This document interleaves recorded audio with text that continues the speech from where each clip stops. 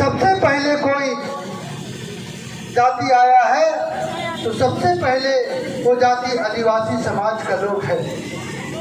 और आज यहाँ के इनके एरिया के मुख्य महाप्रबंधक यहाँ के आदिवासी समाज को आंख दिखाने का काम कर रहा है। इस घेराव के माध्यम से यहाँ के प्रबंधन को कहना चाहते हैं, यहाँ के रैयत और विस्थापित के साथ शोषण करना बंद करे और आंख दिखाना बंद करे, नहीं तो आपका आंख को हम लोग निकाल देंगे। इस घेराव के माध्यम से आपको बताना चाहते हैं। आज भारत देश में आदिवासी समाज के लोग जल जंगल जमीन को बचाने के लिए हमारे पूर्वज लोग ने बाघ और शेर से लड़ा है। यहाँ के प्रबंधन क्या है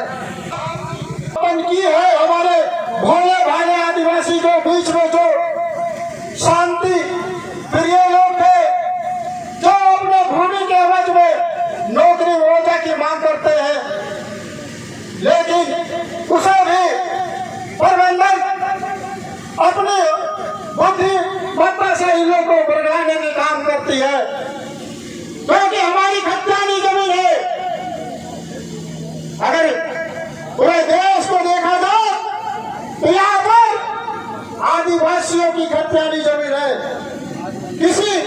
कोई सरकार की जमीन नहीं है। किसी का भी बता दीजिए वो खतियान में सरकार का जमीन है, कहीं लिखा हुआ सरकार का जमीन, तो हम लोग मान लेंगे। और इन समस्याओं का समाधान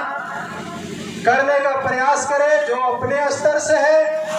और जो सीसीएल स्तर से है उसे सीसीएल स्तर तक पहुंचाने का काम करें, और राज्य सरकार और भारत सरकार की जो समस्या भी है उनको भी अवगत कराने का काम करें। क्योंकि मैं महाप्रबंधक महोदय को 10 जनवरी 2025 को बरकीटार में नीलांबर पीताम्बर जयंती समारोह में अपना विचार व्यक्त करते हुए उनको बता दिया था अपनी भावनाओं को, लेकिन महाप्रबंधक हमको पहचानने में भूल की, जिसके परिणाम आज जो इनके एरिया महाप्रबंधक के बीच जो धरना प्रदर्शन के माध्यम से और ये समस्या नहीं समाधान होने पर इनके एरिया पिपरवार और मगध अमरपाली बंद हम लोग जो करेंगे वो सीसीएल प्रबंधन की जवाबदेही होगी। हमने नीलांबर पीताम्बर जयंती समारोह में स्पष्ट रूप से कह दिया था कि सीसीएल प्रबंधन आज जो हम लोगों को जमीन को हस्तांतरण करने का काम कर रहा है